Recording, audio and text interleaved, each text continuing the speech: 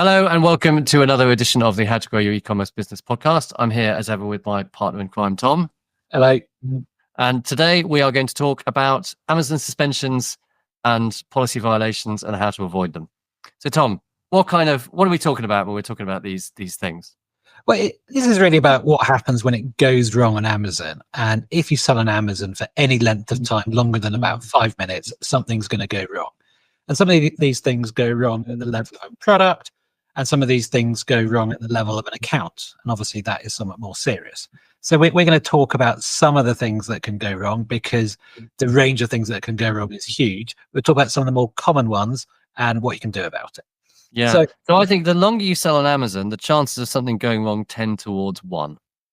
I think it's pretty inevitable that you'll list something and there'll be some sort of actual or perceived problem with it, and your account will get suspended or in some way compromised, and you're going to have to deal with it. Well, we should probably declare our past history in this regard, in that you in particular have had many accounts shut down, and no one has dug your way back from it every time. No one has dug themselves in a deeper hole than me, and no one has managed to climb themselves out, climb out better. I have to say, it was quite traumatic, and I'm quite glad that I don't have to do that for my accounts anymore. So this isn't something that we try and make a habit of, but it's going to happen, and you just need to understand the issues and have a vague idea what to do about it. And before we start, I think one of the key things to do in any of these situations is just keep calm. You will find a way out of it, though you may have to escalate. So I think there's a piece of advice I would advise, because it's much easier to avoid these problems than it is to actually deal with them. So I would really recommend, it's important. If you think you can get away with something, the question is, can I get away with this? The answer is no, you can't, right? So, read those Amazon rules and make sure you're not doing it. If a question would be something like, is it okay to request, send requests of feedback to someone? The answer is, but it's against Amazon rules. Will Amazon care about these things? The answer is always, yes, they will care, right? So just don't do it. Yeah, that's a really good point. Understand the rules.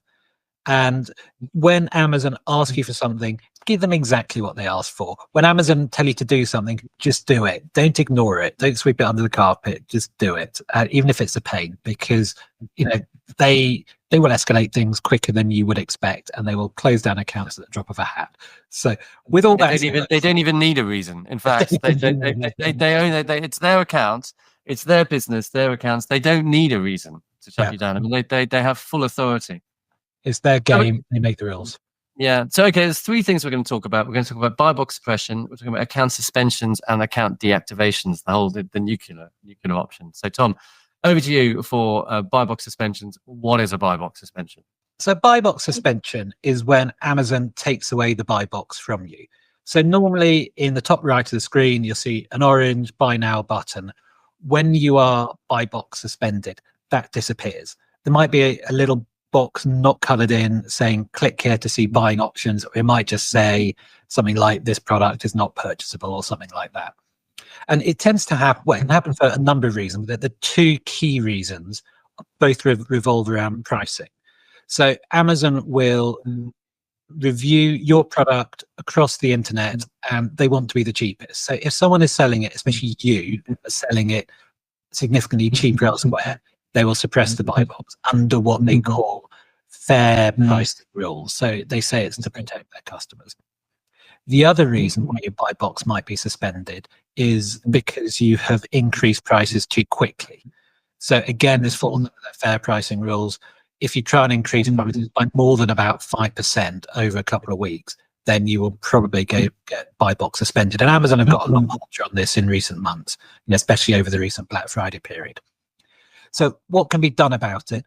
Well, you can raise a case with Amazon. If you think that they've done it incorrectly, then you can put your ASIN into Amazon. There is actually, if you go into help, you can put in your ASIN if it's not viable, and it will do a bit of a troubleshooting. And generally it tells you that there's no issue. So then you raise a case with Amazon and they say, yes, you are more expensive, on Amazon than elsewhere. And so your options at that point are to plea. So you can say to them, well, we are on promotion on Amazon. We've got a price drop on the website with promotion on Amazon, so we're not more expensive. and they'll probably listen to you, but then they may well pick it up again. It's the algorithm that picks it up. It may well pick it up again the next day, and it may be a temporary victory. The other thing you can do is just do as they ask and drop the price and match the price. So it's quite a difficult one to get out of without actually, if you are more expensive or you have been putting up prices quickly, then you really have to unwind that to get the buy box back. Yeah, I think that new accounts also don't. If you've got a new Amazon account, you can't have the buy box for 6 months. Yes, a qualified yes to that. They do. It isn't quite as black and white as 6 months, but the terms, I can't quite remember the wording, but it's kind of 6 months or a suitable term. So if you're really a kosher business selling kosher products, it will be less than that. And we've had clients we've got up and running much quicker than 6 months, but they do reserve that right if they think you're dodgy. And this is all about keeping people off who might be selling, I don't know, stolen iPhones or something like that. They don't want that kind of seller on the platform. Yeah. I mean, something we noticed is we had a client that that was selling. They changed all the products all the prices on their website. They didn't update them on Amazon, or the two got out of sync, and their buy box percentage, which is what you need to monitor, went down from 90% to 30%. Yeah. So monitor that buy box percentage. Yeah, and then that's on your homepage. So loud and clear. If you want to look at it by product, you can get that data from the business reports page. Right down at the bottom, it says, ASIN, sales by child ASIN or something like that. And that will give you the buy box percentage on there. So worth monitoring. I mean, it might be because someone else is selling against the same listing. That's obviously another reason for your buy box to go down. But if there are no other sellers, then it's because Amazon is suppressing it. There's other reasons. If, especially in the States where it's a big country and it's covered by different fulfillment centers, if they've only got your product in one fulfillment center, you might be buy box suppressed in other bits of the country. There's a limit to what you can do about that other than raise a case and ship more stock up. But there we go. That's buy box. Okay, so let's talk about. So I'm going to talk about Amazon policy violations and suspensions, which is that's either there's so many more of these than there used to be. It used to be that if you had one example of a suspension would be if your order defect rate. So that's the sum of your negative feedback, your A to Z claims and chargebacks with each order only counted once. If that went over 1%, then you could get your account suspended. And under those circumstances, they would make you write a plan of action explaining why, how you're not going to do this again, and hopefully get your account unsuspended. Now, there's loads of different ways. Now, Amazon is forever just adding new metrics, and it's very hard to know which ones are important, which ones aren't, because they don't tell you. I mean, the ones that I think are really serious, you've got your policy violations. I think things like if you've got some sort of, food and drink or a violation or some sort of trademark violation, that tends to get your account suspended. Also, if you're selling something which is against Amazon's rules. So a classic example I've come across is bloody pesticides or things that they think are pesticides in the States. Yeah, in the States, right? Even just saying the word pesticide or just antibacterial is a word that you just got to be very careful about using, because they just get upset. Even a lot of things are naturally antibacterial, whatever that means. So yeah, it's what happens is so if you get a suspension or if there's some sort of warning, they'll make you do a plan of action. And the thing that I always think with plans of action is you need to start from a situation of total grovel, right? You need to prostrate yourself in front of Amazon and say it's entirely my fault. Now, I think that a lot of, miss out all the intermediate stages of grovel and just go straight to, just genuflection in front of Amazon. I think a mistake that a lot of people do is they think that, Amazon is it's someone you can reason with. What you can't, you're not really talking to a real person. What you need to do is that they, it needs to be a well-written, well thought out document. And this is why these companies that do it for you. I mean, I don't think you need to use these companies because I think they don't provide a lot. But if your English is very poor, then it might be worth it. But they don't. These companies don't have any special access to Amazon. So you need to very carefully read what they want.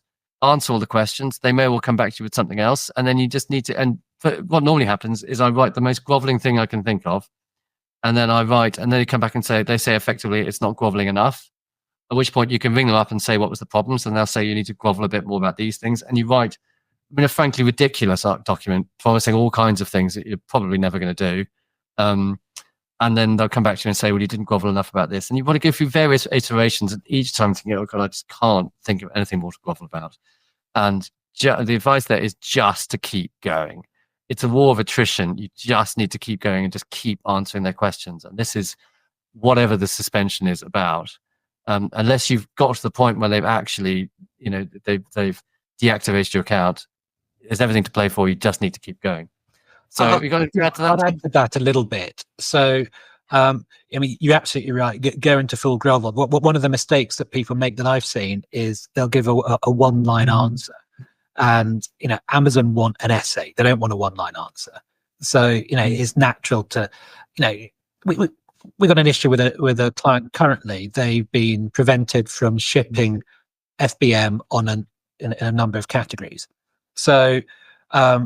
It's a simple issue. The integration with their courier didn't work with Amazon, but they've told Amazon that, and Amazon will come back and say not enough. You need to go to town. You need to say we've done a full root cause analysis. We've got the most important people in the company involved. We've literally left no stone unturned to find the root cause of this. To find the root cause. Yeah, I did. So once, there was an antibacterial thing in Germany, right? So I said, okay, look, so what you really want to say is, I understand the issues now and I won't do it again. I'm really sorry, right? But Amazon they just want blood. So I ended up saying, okay, I've looked through all the products that we have, and I've put again a spreadsheet, all the products they have, and I've confirmed that none of them have antibacterial stuff in, right? I have reprimanded the people that caused this problem. I put in place a process, a workflow, and here's the workflow where we can compare all new products to, right? And these are the rules. I quoted various bits of German legislation, right? And then I said, look, we will check these. We'll repeat this training every 3 months.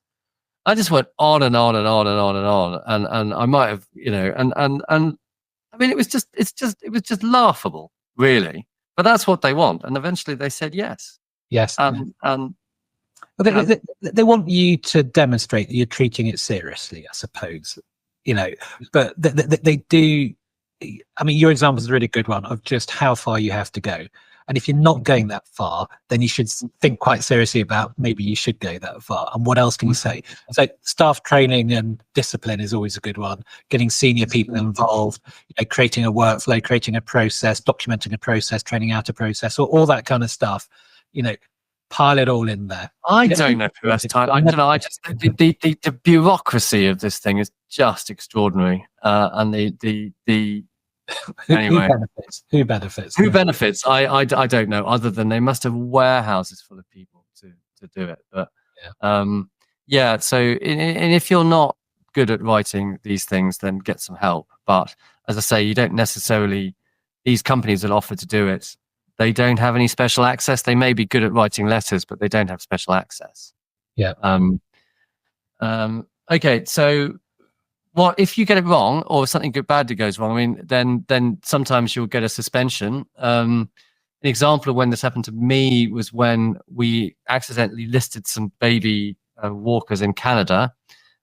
We listed them, and then they got taken off, and then we didn't realize what we were doing, and we listed them again, and we missed the emails that they went to, and then they permanently shut down the account.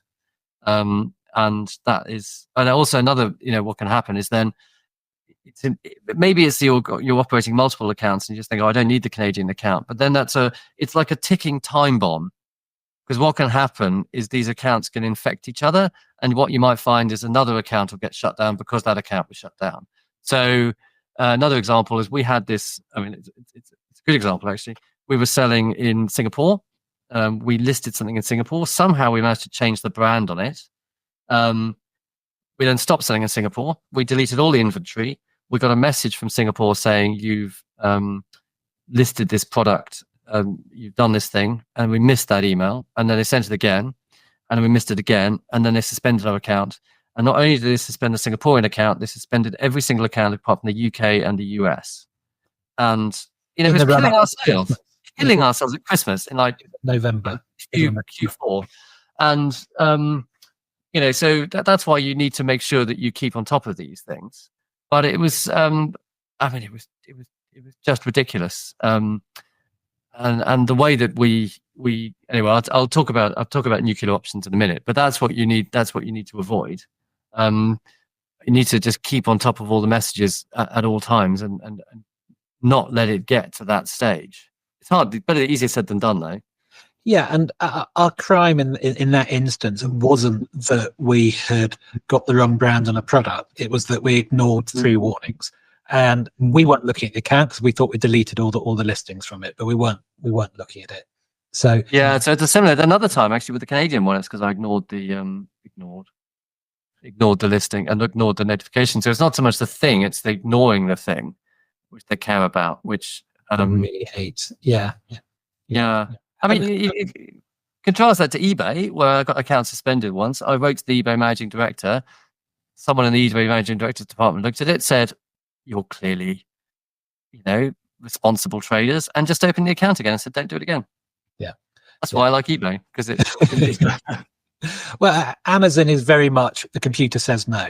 So a load of this stuff is just automated. Human doesn't get in the process at any point. So if you just tick all the wrong boxes, you will get your account closed down. But you do the right thing, and you probably won't.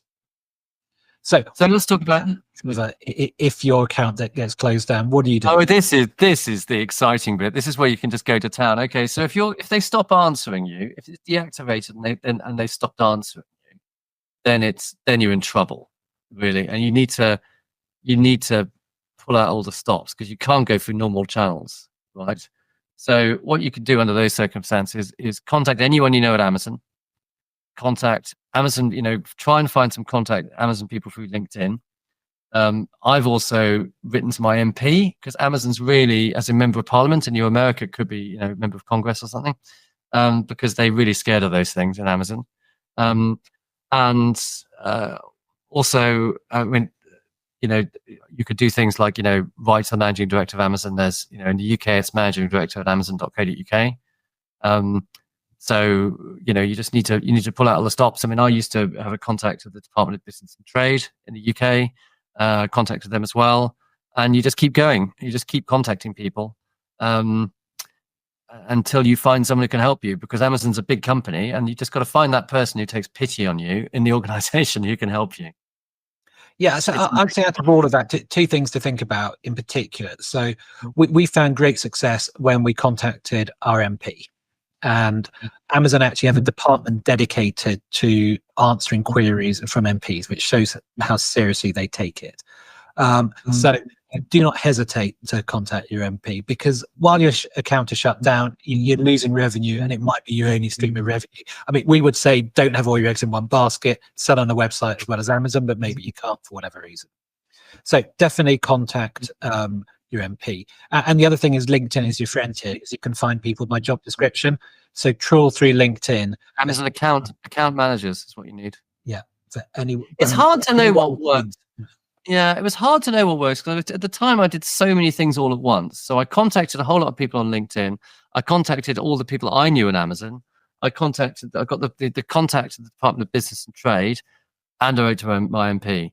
So it is hard. The MP, I mean, that was a masterstroke. I think, well, whether that was actually what did it is not clear to me, but it certainly didn't hurt. I think it helped. I really think it helped. Yeah, because they were very nice to me as well. I really enjoyed that.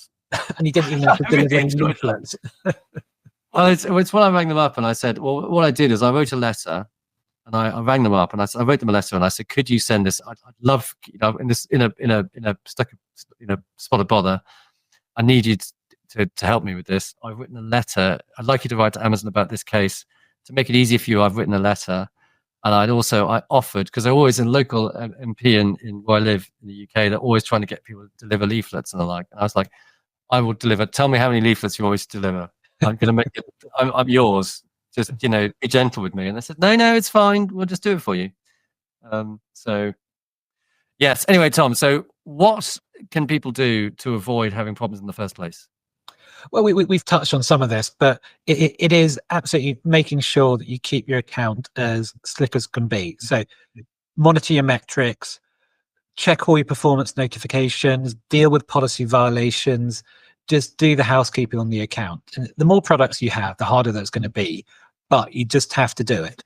And if you have issues with a problem, maybe even think about voluntarily delisting it from Amazon. So yeah, there's certain things. I mean, it's certainly, if you're not the because Amazon's much more of a kind of direct consumer marketplace. What I mean by that is it's really about people, brands selling their own products. It's not so much about retailers.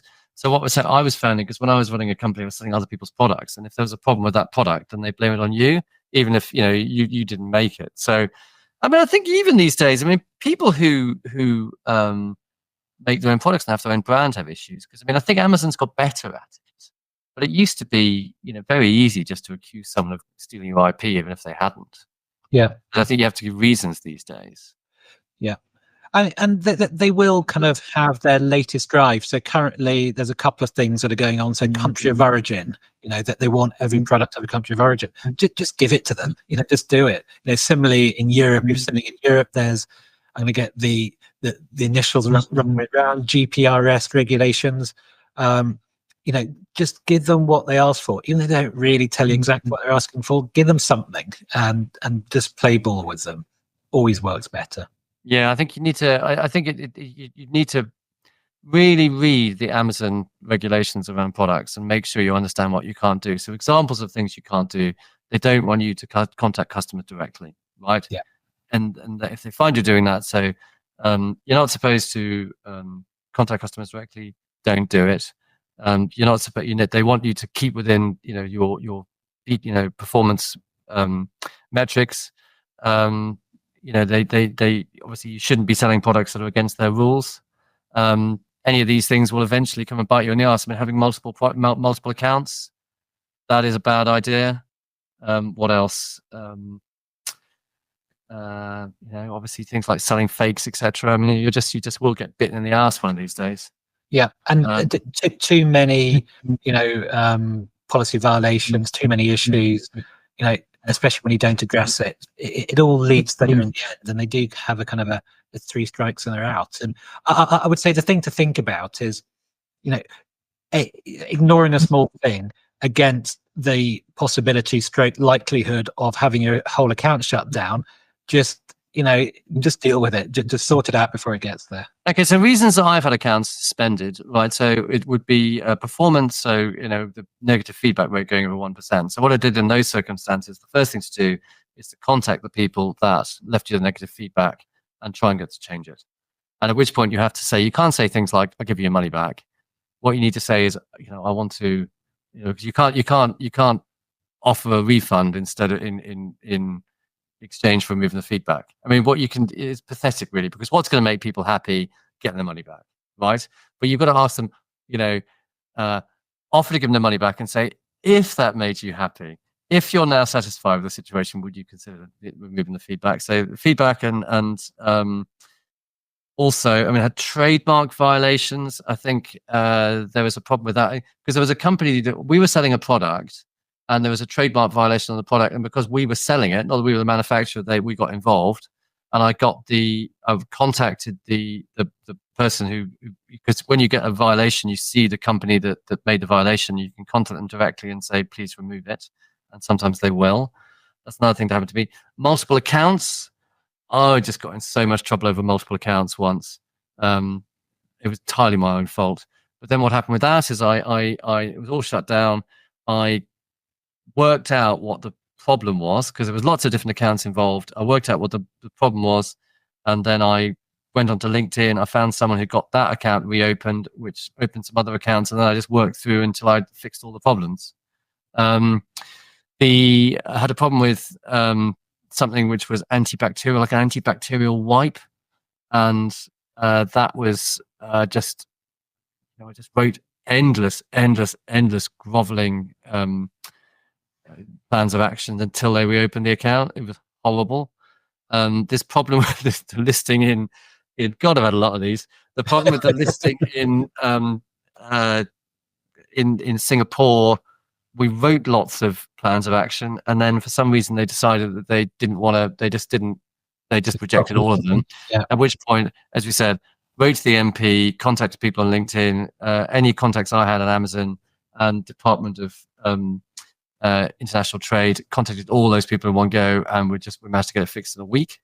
But the first time I fixed this thing, it took me nearly a year. The second time, it took me a week. I'd worked out the plan and what to do.